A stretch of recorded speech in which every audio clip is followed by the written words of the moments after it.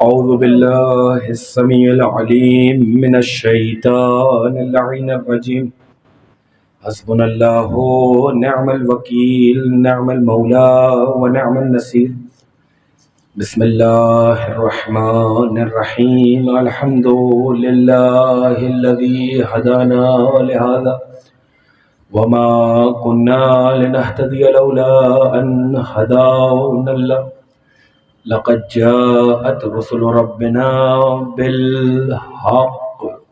الصلاة والسلام والتحية والإكرام على بشير النذير والسراج المنير، الطهر الطاهر ودر الباخر، مولانا أبي القاسم محمد وأهل بيته الطيبين الطاهرين المعصومين المظلومين المنتخبين المنتجبين الميامين الهداة المهديين، لا سيما ابن عمه ووصيه ونجيه وباب مدينة علمه ونائم في بيته ولباسه، زینت المحراب والمسجد والمنبر، فاتح البدر والحنین والخیبر، قاتل مرحب وعمر وعنتر، امام المشرقین ساجد القبلتین والد الحسنین، الذي امام المشارق والمغارب، نقطة دائرة المطالب، مطلوب كل طالب، غالب كل غالب، مولانا علی بن ابی طالب.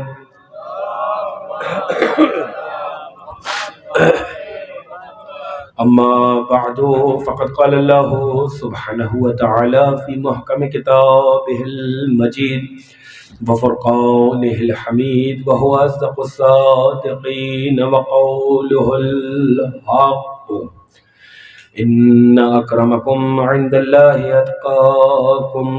مل کے درود پڑھے محمد و آل محمد.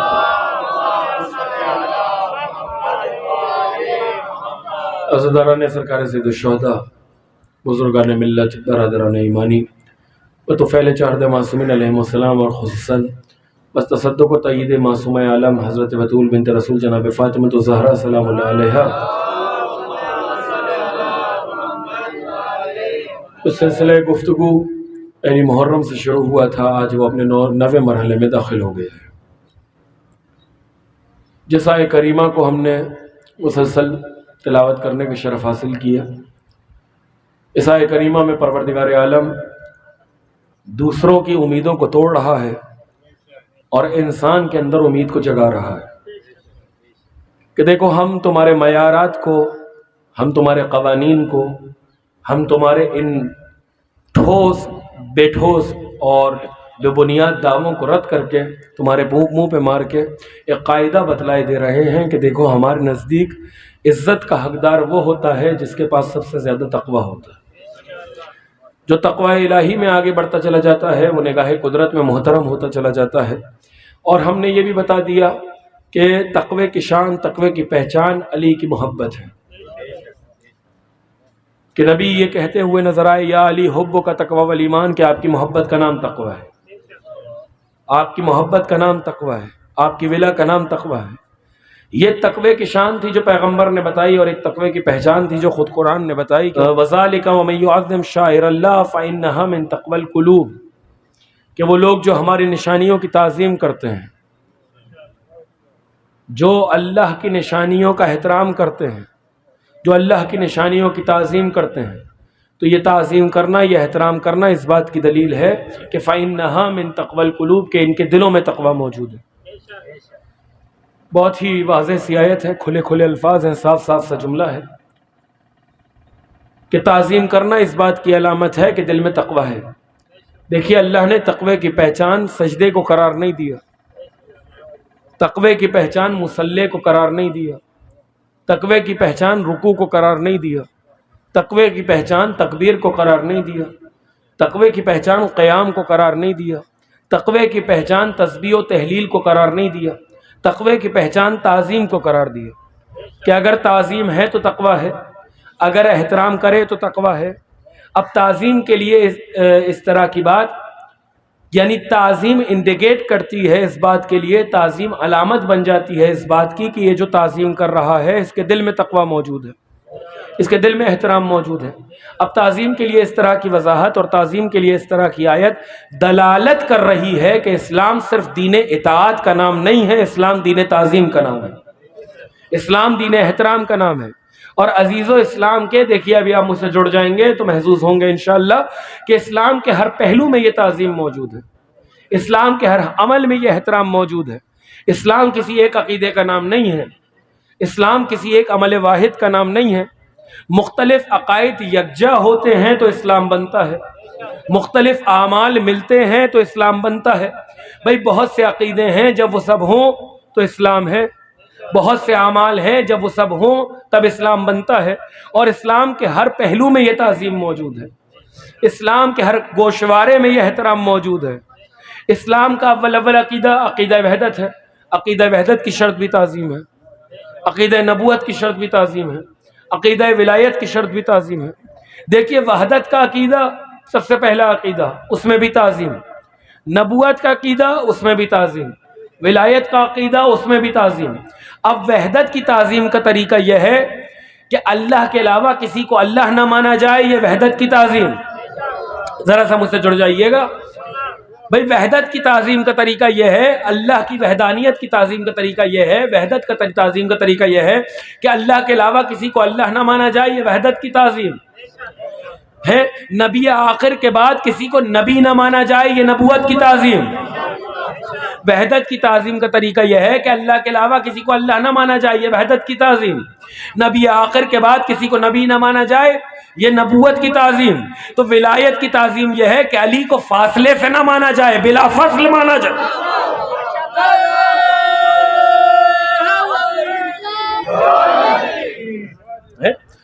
ولایت کی تعظیم یہ ہے کہ علی کو فاصلے سے نہ مانا جائے، خلیفہ بلا فصل مانا جائے۔ ولایت کو ماننا اور ہے، تعظیم سے ماننا اور ہے، احترام سے ماننا اور ہے۔ یوں تو علی کو ولی ساری کائنات مانتی ہے، کون مسلمان ایسا ہے کہ جو علی کو ولی نہ مانتا ہو؟ سب مانتے ہیں۔ بھئی خلیفہ ماننے کی بات نہیں ہے، امام ماننے کی بات نہیں ہے، معصوم ماننے کی بات نہیں ہے، نور ماننے کی بات نہیں ہے، ولی ماننے کی بات ہے۔ اور ولی سب مانتے ہیں، اور یہاں تک مانتے ہیں کہ ولی ہو گئے یا علی کہنے والے، ولی ہو گئے یا علی کہنے والے تو سب مانتے ہیں۔ مگر فرق کا ہے فرق صرف اتنا ہے کہ سب ولایت کو مانتے تو ہیں، مگر ہم ولایت کو تعظیم سے مانتے ہیں، احترام سے مانتے ہیں۔ ولایت کو ماننا اور ہے، تعظیم سے ماننا اور ہے، احترام سے ماننا اور ہے۔ اور ہم نے یہ احترام، ہم نے یہ تعظیم زمین سے نہیں سیکھی ہے، ہم نے یہ احترام، یہ تعظیم زمین سے نہیں سیکھی، ہم نے یہ احترام، یہ تعظیم آسمان سے سیکھا ہے۔ میں کچھ کہہ رہا ہوں، ہم نے یہ تعظیم، یہ احترام زمین سے نہیں سیکھا، ہم نے یہ تعظیم اور احترام آسمان سے سیکھا ہے۔ یہی تعظیم سکھانے کے لیے نبی کو معراج پہ بلایا گیا، براق بھجوایا گیا۔ بھائی توجہ ہے آپ کی؟ یہی تعظیم سکھانے کے لیے نبی کو معراج پہ بلایا گیا، براق پہ بٹھایا گیا، آسمانوں سے گزارا گیا، جنت کا نظارہ کرایا گیا، جہنم کے رستوں سے گزارا گیا۔ اور جب کعبہ کا حسین کی منزل آئی تو آواز آئی ادنو منی، حبیب اور قریب آؤ، اور قریب آؤ، اور قریب آؤ۔ بھئی توجہ ہے، فاصلے مٹائے جا رہے ہیں، ادنو منی، اور قریب آ جاؤ، اور قریب آ جاؤ، اور قریب آ جاؤ۔ سب رستوں سے گزار چکا، لیکن جب کعبہ کا حسین کی منزل آئی تو آواز آ رہی ہے حبیب یہاں نہ رکو، اور آؤ، اور قریب آؤ، اور قریب آؤ، ادنو منی، اور قریب ہو جاؤ، اور قریب ہو جاؤ۔ یہ فاصلے مٹائے کیوں گئے؟ یہ راز تب کھلا جب پردے کے پیچھے سے جو آواز آئی وہ علی کی، کاندھے پہ جو ہاتھ آیا وہ علی کا، فاصلہ مٹا کے سمجھایا اللہ کا مزاج یہ ہے کہ علی کو فاصلے سے نہ مانا جائے، بلا فصل مانا جائے۔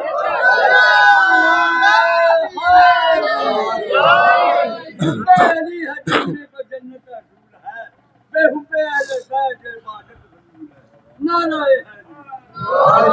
में जितनी कुदरत मौला ने दी है, दुरूद पढ़े मोहम्मद व आले मोहम्मद। अल्लाहुम्मा सल्ली अला मोहम्मद।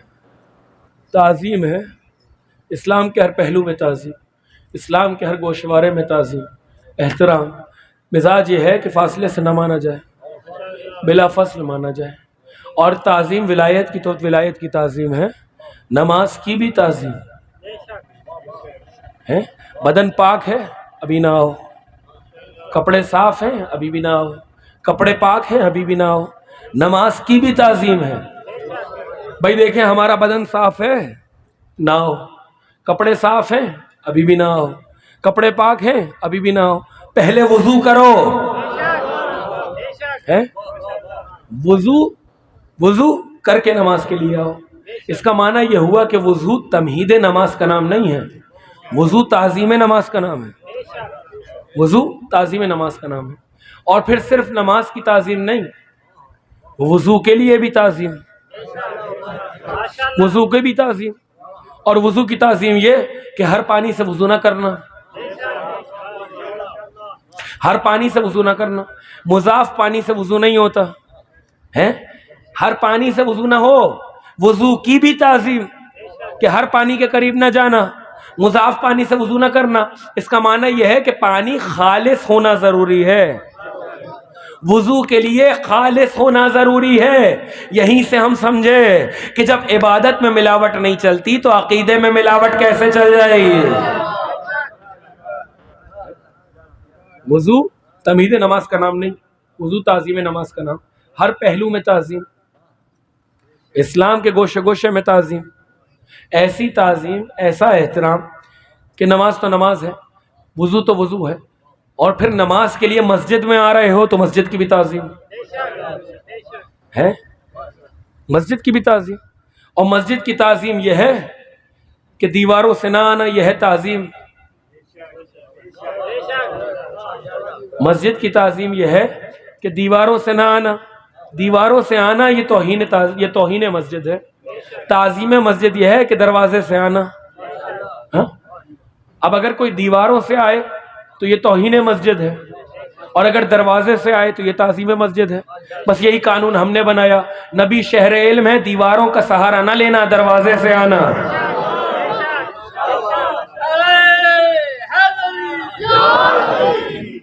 शहर इल्म है, और शहर इल्म का दरवाज़ा ऐसा दरवाज़ा कि फिज़ा कहती हैं दरवाजे पे दस्तक हुई, कंबर ने आके पूछा ये बताइए मेरे मौला कहाँ हैं। जिसका दिल चाहे वो सहीफ़तुल अबरार देख ले। दरवाजे पे दस्तक हुई, कफिज़ा मेरा मौला कहाँ है। फरमान लगी मौला चौथे आसमान पे फरिश्तों में रोटियां बांट रहे हैं। फिज़ा ने कहा मौला जो है कहाँ है, ये घर की कनीज़ है। मौला चौथे आसमान पे फरिश्तों में रोटियां बांट रहे हैं। मिजाज कंबर बरहम हो गया। हालांकि जो दर्जा बंदी है मारिफत की, सलमान 10वें दर्जे पे, अबू ज़र 9वें दर्जे पे, उसमें कहीं पे भी कंबर का नाम नहीं है। उस दर्जा बंदी में जो मारिफत की अली ने की, उसमें कंबर का नाम नहीं है, इसलिए कि कंबर मिजाज शनास विलायत है। मिजाज जानते हैं विलायत का, दर्जा बंदी में नाम ही नहीं रखा। लेकिन वही कंबर जुमले सुने, मिजाज बरहम हो गया। पलटे मस्जिद के दरवाजे पे आए तो देखा मस्जिद नबवी के दरवाजे पे बैठे हुए अली फकीरों में रोटियां बांट रहे थे। अब जो कंबर के मिजाज को भरम पाया तो कहने लगे कंबर क्या हुआ। का मौला घर को गया था। फिज़ा से पूछा मेरा मौला कहाँ है। फिज़ा कहती है मौला चौथे आसमान पे फरिश्तों में रोटियां बांट रहे हैं, यहाँ आके देखता हूँ तो आप तो फकीरों में बैठे रोटियां बांट रहे हैं। मुस्कुराए कि कंबर करीब आओ, उदनो मिन्नी, करीब आओ। कंबर करीब हुए, एक बार दस्ते यदुल्लाही को उठाया, कंबर की आंख पे फेरा। का कंबर क्या देख रहे हो। का मौला पहला आसमान देख रहा हूँ। का कंबर क्या देख रहे हो। का आप मुसाफिया फरमा रहे हैं। का आप क्या देख रहे हो। का मौला फला काम कर रहे हैं। का आप क्या देख रहे हो। मौला तीसरा आसमान फरिश्ते जनाब ईसा को बैठे हुए तालीम फरमा रहे हैं। का आप क्या देखते हो। का मौला चौथा आसमान। का क्या देखते हो। का मौला फरिश्तों में रोटियां बांट रहे हैं। गुफ्तगू चलते चलते 7वें आसमान पर पहुंच गई। अब कंबर परेशान है, कभी आगे देख रहे हैं, कभी पीछे देख रहे हैं, कभी दाएं देख रहे हैं, कभी बाएं देख रहे हैं। कंबर के कुछ समझ में ही नहीं आ रहा। مولا کا کمبر بتاؤ کیا دیکھتے ہو؟ کہ مولا نہ پوچھئے، کہ حق کا واسطہ بتاؤ کیا دیکھتے ہو؟ کہ مولا آگے دیکھتا ہوں، پیچھے دیکھتا ہوں، دائیں دیکھتا ہوں، بائیں دیکھتا ہوں، جہاں دیکھتا ہوں علی علی نظر آ رہا ہے۔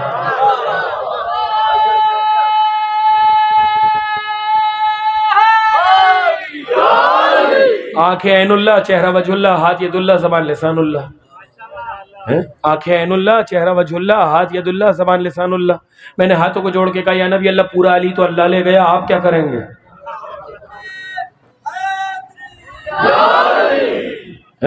آنکھیں عین اللہ، چہرہ وجہ اللہ، ہاتھ ید اللہ، زبان لسان اللہ۔ یا نبی اللہ پورا علی تو اللہ لے گیا، آپ کیا کریں گے؟ بعید نہیں، نبی آواز نے خاموش، لحم کا لحمی یا علی، دم کا دمی یا علی، روح کا روحی یا علی، جسم کا جسمی یا علی۔ تو عزیزو آدھا علی اللہ لے گیا، آدھا علی رسول لے گیا۔ اب خبردار علی سے دشمنی نہ کرنا، آدھی لعنت اللہ کی پڑے گی، آدھی لعنت رسول کی پڑے گی۔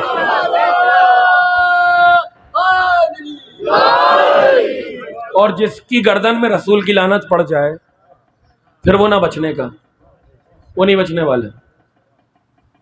لہٰذا انسان لعنت سے دور رہے۔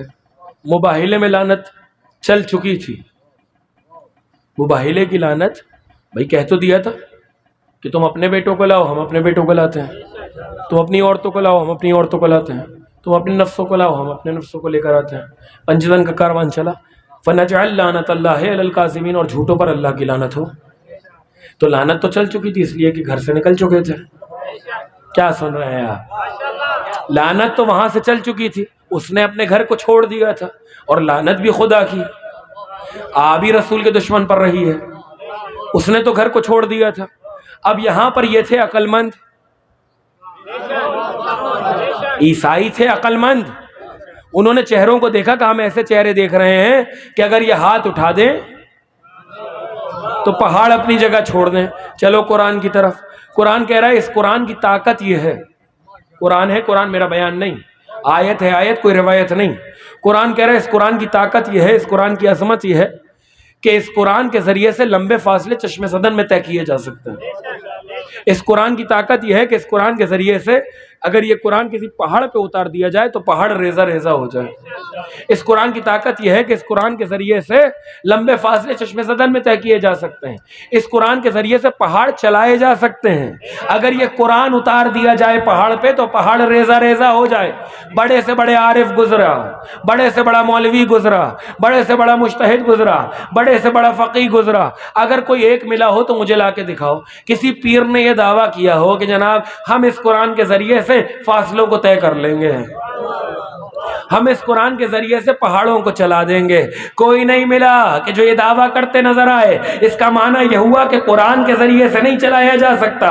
یہ وہ قرآن نہیں ہے جس کی قرآن بات کر رہا ہے، یہ قرآن صامت نہیں ہے، یہ قرآن ناطق ہے کہ جس نے پہاڑوں کو چلایا تو نہیں، مقابلے میں آنے والے عیسائی چل سمجھ گئے اگر یہ ہاتھوں کو اٹھا دیں پہاڑ اپنی جگہ چھوڑ دیں گے۔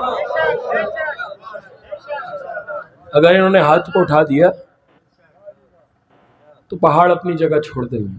اور قرآن نے ایک اور بات کہی، کیا؟ کہ اس قرآن کے ذریعے سے لمبے فاصلے چشم زدن میں طے کیے جا سکتے ہیں۔ دکھاؤ کوئی پیر، دکھاؤ کوئی عارف باللہ، دکھاؤ کوئی مولوی، دکھاؤ کوئی ملا کہ جس نے یہ دعویٰ کیا ہو ہم قرآن کے ذریعے سے لمبے فاصلے چشم زدن میں طے کر لیں گے۔ کوئی نہیں ملتا۔ ملتا ہے تو یہی گھرانہ ملتا ہے۔ علی ہیں خرما کے درخت پر، سلمان نیچے کھڑے ہوئے ہیں اور علی خرما توڑ رہے ہیں۔ کتنے میں علی کے کانوں میں آواز آئی شہر علم کی، باب علم کے کانوں میں آواز پہنچی شہر علم کی کہ یا علی یا علی یا علی۔ پہلی آواز آئی، علی نے خرما توڑنا چھوڑ دیا۔ دوسری آواز آئی، علی نیچے آئے۔ تیسری آواز آئی، اب نبی ہیں خیبر میں، علی ہیں مدینے میں۔ پہلی آواز آئی خرما چھوڑا، دوسری آواز آئی نیچے اترے، تیسری آواز آئی سلمان سے کہا سلمان جہاں جہاں میں قدم رکھتا جاؤں پیچھے پیچھے قدم رکھتے رہنا۔ سلمان کہتے ہیں ہم نے 10 قدم گنے تھے، 10واں نہیں ہوا تھا کہ قدم خیبر میں موجود تھے۔ یہ وہ قرآن ہے کہ جو لمبے فاصلے چشم زدن میں طے کر سکتا ہے۔ اس کو تو لعنت تو چھوڑ چکی تھی بھائی، یہ عقل مند تھے، ہٹ گئے۔ لعنت نے پلٹ کے دیکھا، کپالنے والے تو نے تو گھر سے نکال دیا، میں تو بے گھر ہو گئی، اب جاؤں تو جاؤں کہاں، اب تو نے تو مجھے بیچ میں اٹکا دیا، یہ جن پر پڑھنا تھا یہ تو بھاگ گئے، یہ تو چلے گئے، یہ تو عقل مند نکلے۔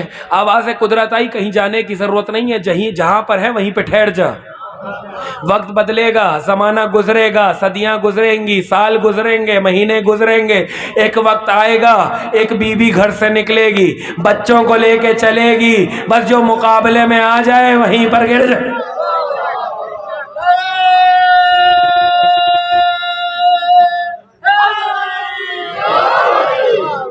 بس عزیزہ گفتگو ختم ہو گئی۔ 9 محرم ہے، آج اس کا ذکر کرنا ہے جو شبیہ رسول ہے۔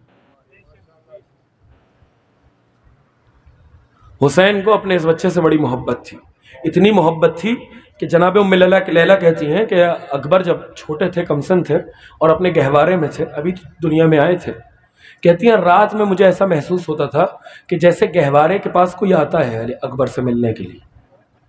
ایک رات میں نے سوچا کہ آج میں پوچھوں گی کہ آنے والے تو ہے کون؟ کہتی ہیں رات ہوئی، کسی کا سایہ محسوس ہوا، میں نے اپنے حجرے سے پکار کے کہا اے آنے والے کون؟ میرے اکبر کے پاس کیا کر رہے ہو؟ آواز دے کر کہنے لگے اے اکبر کی ماں آہستہ بولیے، ہم اکبر کے بابا ہیں، اپنے بیٹے کی زیارت کے لیے آئے ہیں۔ بہت پیار کرتے تھے اکبر سے۔ ابن شاہزان نے لکھا ہے اکبر سے ہمیشہ کہا کرتے تھے اکبر اگر کوئی چیز چاہیے تو ہم سے مانگو۔ حسین کو تمنا تھی کہ اکبر حسین سے کچھ مانگے، اکبر حسین سے کچھ سوال کریں۔ کوئی تمہارے چھٹے مولا کے پاس آیا تو اور اگر کہنے لگا مولا مجھے صرف اتنا بتائیے کہ دنیا کی سب سے سخت ترین منزل کون سی ہوتی، امور دنیاوی میں سے سب سے سخت ترین مصیبت کیا ہے، سب سے سخت ترین مصیبت کیا ہے؟ آپ نے فرمایا سب سے سخت مصیبت یہ ہے کہ بوڑھے باپ کے سامنے جوان بیٹا مر جائے۔ جو سمجھ گیا وہ رونے میں تو نہ شرمائے نا، اکبر کا ماتم ہے۔ خطیب کا تو ارمان ہی یہی ہوتا ہے کہ ہائے ہائے علی اکبر کہے اور روح نکل جائے، جسم سے جان نکل جائے۔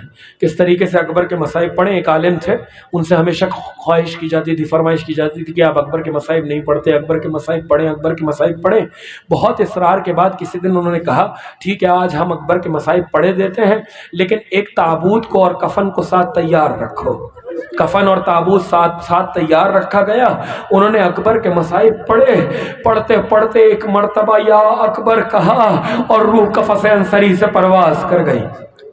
اکبر کے مصائب آسان نہیں ہے پڑھنا، خطیب کے سینے میں جرأت نہیں کہ اکبر کے مصائب کو تفصیل سے پڑھ سکے۔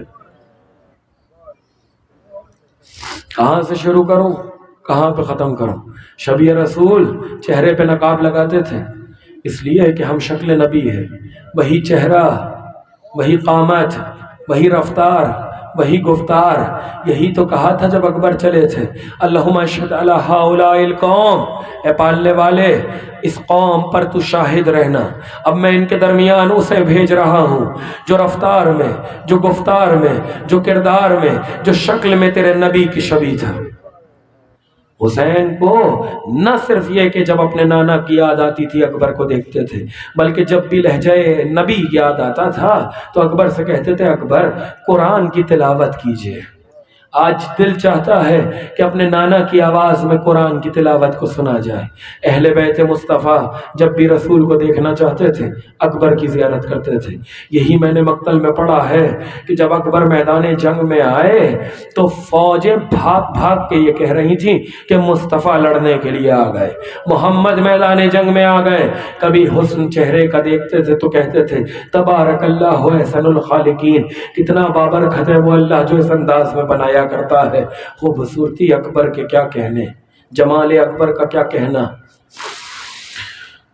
روز عاشور بابا سے اجازت لینے کے لیے آئے، اجازت تو دی لیکن یہ کہہ کر اجازت دی کہ جس نے 18 سال پال پوس کے جوان کیا ہے، اکبر جاؤ اس پھوپھی سے اجازت لے لو، جاؤ پہلے ماں سے اجازت لے لو۔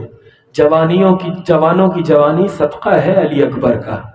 پہنچے ماں کے خیمے میں، دیکھا ماں بیٹھی ہوئی ہیں خیمے میں، قریب آئے، کام ماں مرنے کی اجازت لینے کے لیے آئے ہیں۔ अम्मा मरने की इजाज़त लेने के लिए आए हैं। अकबर को लिटा लिया, सर रख लिया अपने जानों पर, जुल्फ़ाए मुबारक पर हाथ फेरती जाती हैं और अकबर की खुशबू सूंघ रही हैं। मालूम है कि अब ये खुशबू सूंघने को नहीं मिलेगी, अब ये चेहरा देखने को नहीं मिलेगा।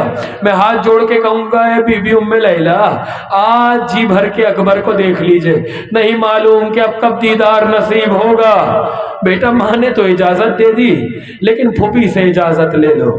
आए फूफी के खैमे में, जानते हैं अली और बतूल की बेटी है, जानू अदब तय करके बैठे। फूफी अम्मा बस एक सवाल पूछने के लिए आया हूँ, ये बताइए रुतबे में आप अफजल हैं या दादी ज़हरा अफजल है? कौन अफजल है? अली की बेटी थी ना, समझ गई। कुजा फातिमा ज़हरा, कुजा फातिमा की कनीज़ ज़ैनब, फातिमा कहाँ, ज़ैनब कहाँ?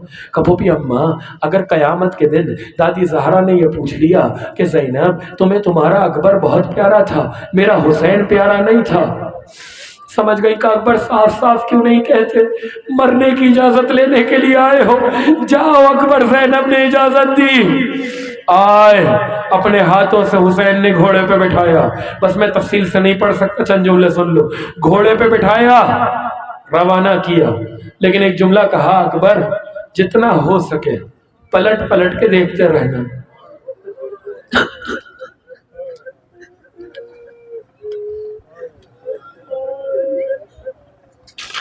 अकबर जितना हो सके पलट पलट के बाप को देखते रहना। वादा कर लिया, घोड़े पे बैठे अकबर चले। कुछ ही दूर आगे बढ़े थे, ऐसा महसूस हुआ जैसे पीछे से कोई आ रहा है। अब जो पलट के देखा तो क्या देखा, बूढ़ा बाप है, कमर पे हाथ रखे हुआ है और कह रहा है, महलन महलन या अली अकबर, अकबर आहिस्ता चलो। उतरे घोड़े से, का बाबा जवान बेटा हूँ, गैरत गवारा नहीं करती कि बूढ़ा बाप इस तरीके से पीछे आए। रोकर कहने लगे, अकबर काश तुम्हारा भी कोई तुम्हारा जैसा बेटा होता और मरने की इजाजत लेने के लिए आता तो हम पूछते, अरे मरने का दुख क्या होता है, जवान बेटे का दुख क्या होता है। का बाबा खैमे की तरफ वापस चले जाइए, लेकिन मक्तल ने लिखा है बुलंद टीले पर खड़े हो गए और अपनी आंखों से तीर को हाथे हुए पलटा देते थे। जो भी तीर आता था उसे अबरूए मुबारक के इशारे से गिरा देते थे। गवारा नहीं था कि अकबर को कोई तीर लग जाए।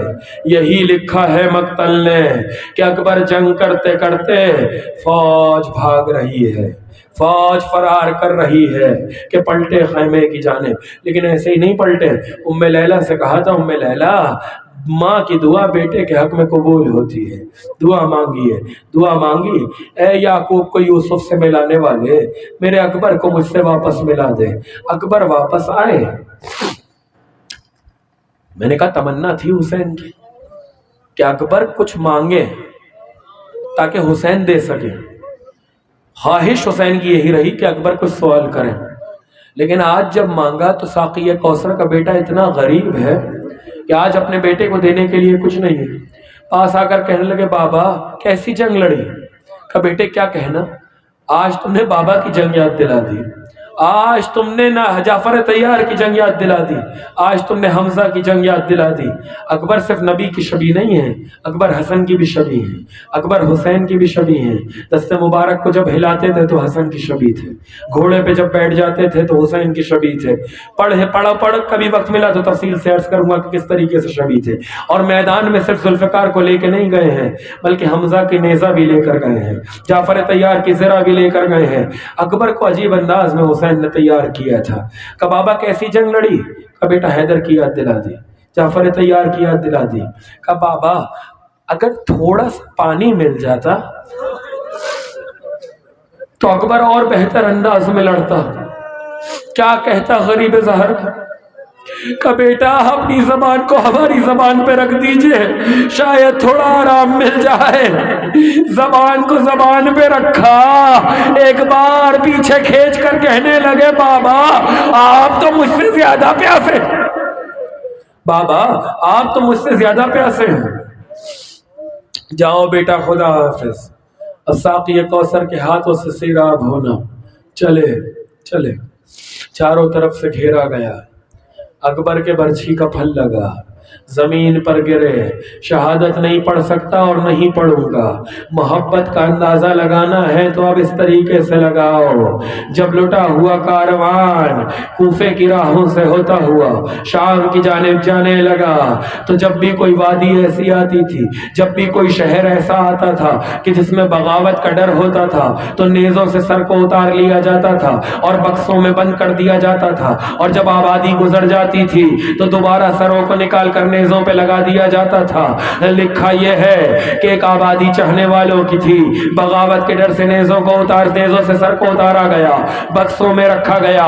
جب وہ آبادی گزر گئی، آگے بڑے بکسوں کو کھولا، کیا دیکھا؟ جس بکسے میں حسین کا سر رکھا تھا وہاں حسین کا سر نہیں ہے۔ خولی نے تازیانہ اٹھایا، سید سجاد کے پاس آیا، تازیانہ مارنا شروع کیا۔ میرا بیمار امام فرمانے لگا، لیکن تازیانہ کیوں مار رہا ہے؟ بات کیا ہو گئی؟ کہ ہمیں نہیں معلوم، تمہارے بابا کا سر جس بکسے میں رکھا تھا وہاں موجود نہیں۔ سید سجاد سمجھ گئے، رو کر کہا، یہ بتاؤ میرے بھیا اکبر کا سر کس بکسے میں ہے؟ لے کر چلے۔ اس بکسے کو کھلوایا گیا تو کیا دیکھا؟ اکبر کے کٹے ہوئے سر کی رگوں میں حسین نے ہونٹ کو رکھا ہوا ہے اور کہتے جاتے ہیں، اکبر تمہارے جانے سے حسین کی آنکھوں